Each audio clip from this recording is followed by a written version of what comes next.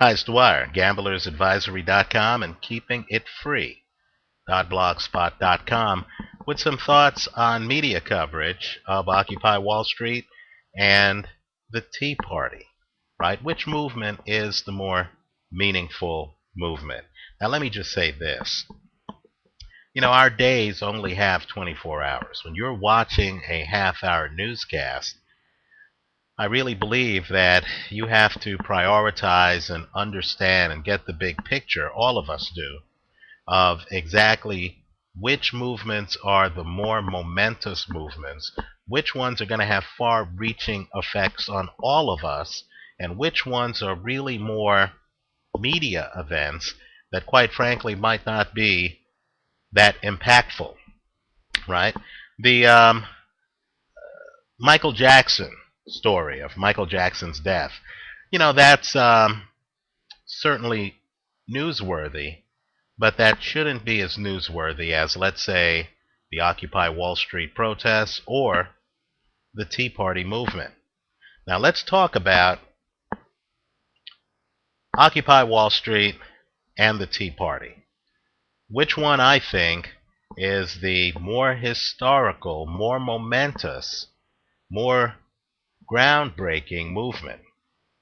Now, the Tea Party, contrary to the media narrative being pushed by MSNBC and others, is not conservative, right? It's not owned by any political party. It's not conservative. It's not liberal.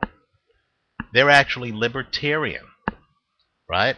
They don't want to tell you who to marry, right? The Tea Party movement is not about who can adopt.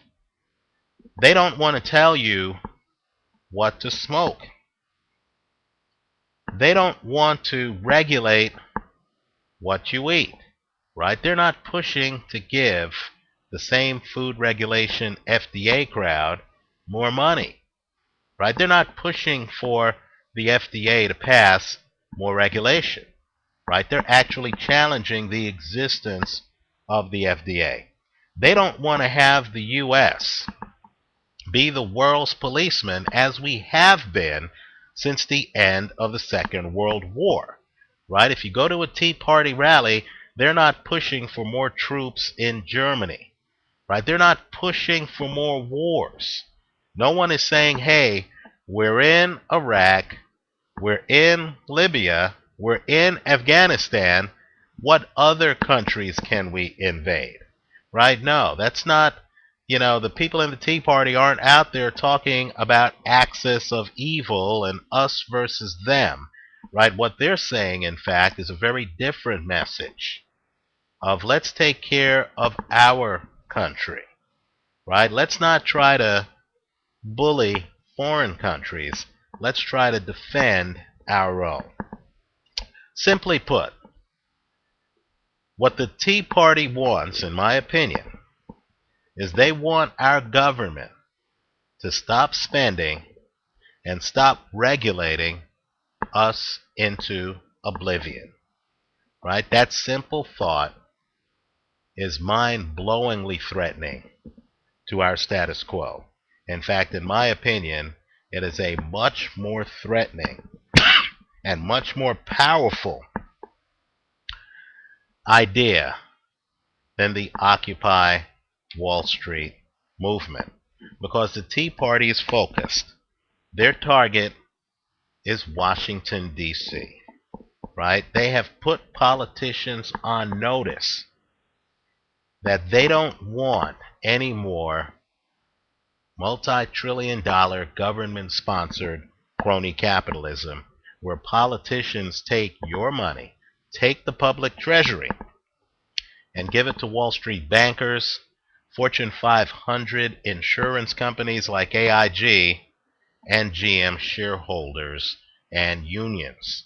Right? The Tea Party is targeting the relationship that all of us, right, residents, citizens, have with the state. Right? It's fundamental because keep in mind, right now the state is literally not just spending all the money we've given it, but they're actually spending hundreds of billions more. And some of that money is being spent on things like foreign occupations, right? Giving troops to Germany and all these other countries that have healthy GDPs. Wars in places like Afghanistan, Iraq, Libya, and of course, you have all of these transfer payments being made to Goldman Sachs. We gave Goldman 100% of its AIG exposure, right? That's never been paid back to the taxpayer because that was a direct transfer. AIG, as of August, according to Huffington Post, owed us $50 billion, right? Taxpayers haven't seen that. Unemployment here in California is 12%. Unemployment in the African American community is north of 15%. The Tea Party, literally, they don't trust politicians. They don't trust the entire idea of a political elite, right? They want to limit the damage that politicians can do by forcing the government to balance its books, by literally forcing the government to live within its means. Now, Occupy Wall Street is mild by comparison. Just imagine how mild the Tea Party would be if the Tea Party actually supported the people in power, if the Tea Party actually supported the Obama administration, and if the Tea Party was really just, a group saying, hey, let's have some slightly different spending priorities. Let's not challenge the idea of tax and spend and transfer to people who, are running businesses, which is the current status quo. In fact, let's support the people who have given the bailouts to Wall Street, and let's support the people who have created this canard of too big to fail. Could you imagine how weak, how lame the Tea Party would be if that's the case? And yet polls show that more than 40% of the Occupy Wall Street movement, and I use that word loosely, supports the current administration. The same administration that literally gave AIG the tens of billions of dollars, 50 billion of which we still haven't received back, right? The same administration that had American taxpayers who had problems making their own car payments buy GM stock. Think about that one, right? At a time when we're in what's called a Great Recession.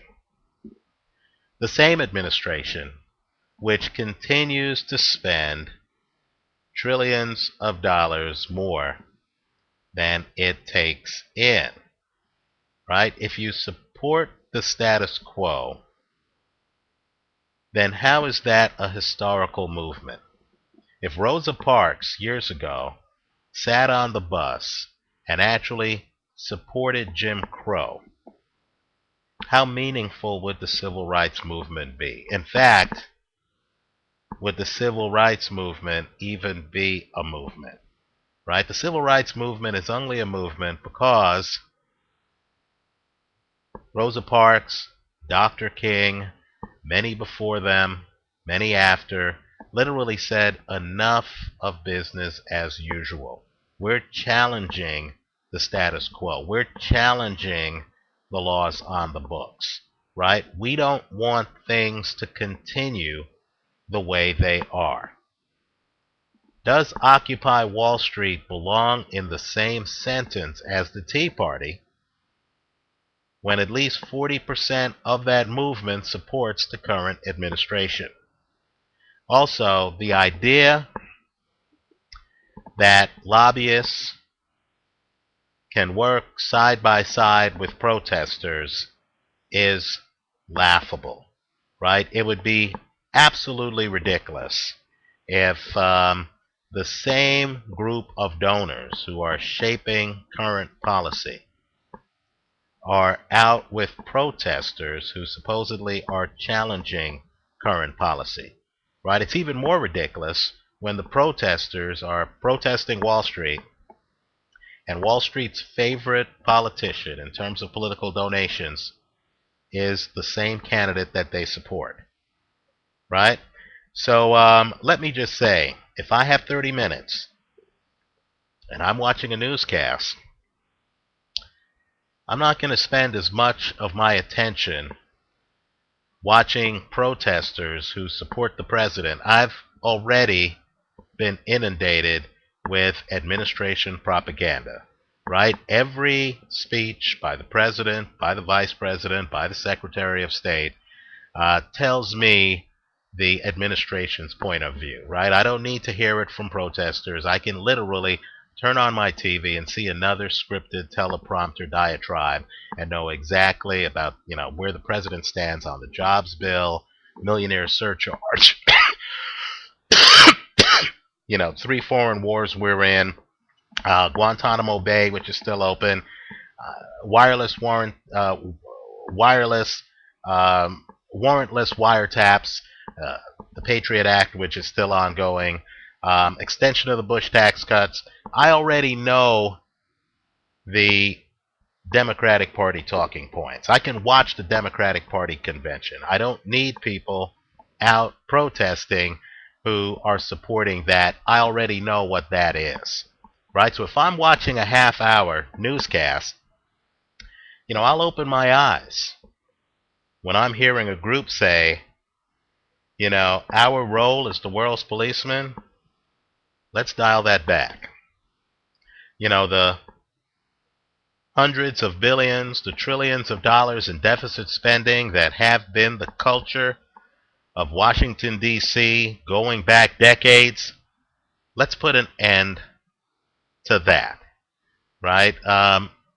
That kind of movement is one that is major. It's changing the way things are, right? The group that, quite frankly, wants more of the same, I have to question whether that's even a protest. If I see the same, union leader who I saw standing next to the hired politician talking about some protest, that's a union propaganda rally, right? Just like it would be if I saw some hardcore Republican operative at a Tea Party rally, literally being the leader of that Tea Party rally, right? We're inundated with enough propaganda, right? Movements that support the president and his re-election committee. Why do I need to look at them when I can just hear directly from the president, right? The Tea Party is something different. They don't believe in political elites. I think that alone warrants our attention. That's more of a paradigm shift than lobbyists with protesters in a park someplace who support the president while Wall Street supports the president, right? I mean, perhaps Occupy Wall Street needs to, be retitled Occupy Wall Street while supporting Wall Street's political candidates, because that seems to be what's going on to me. Tell me where I'm wrong. YouTube's a powerful platform that allows for comments to these videos. Tell me where I'm wrong. Let's have a dialogue. Forget the video. Let's talk to each other through the comment section, and let's talk to the greater public.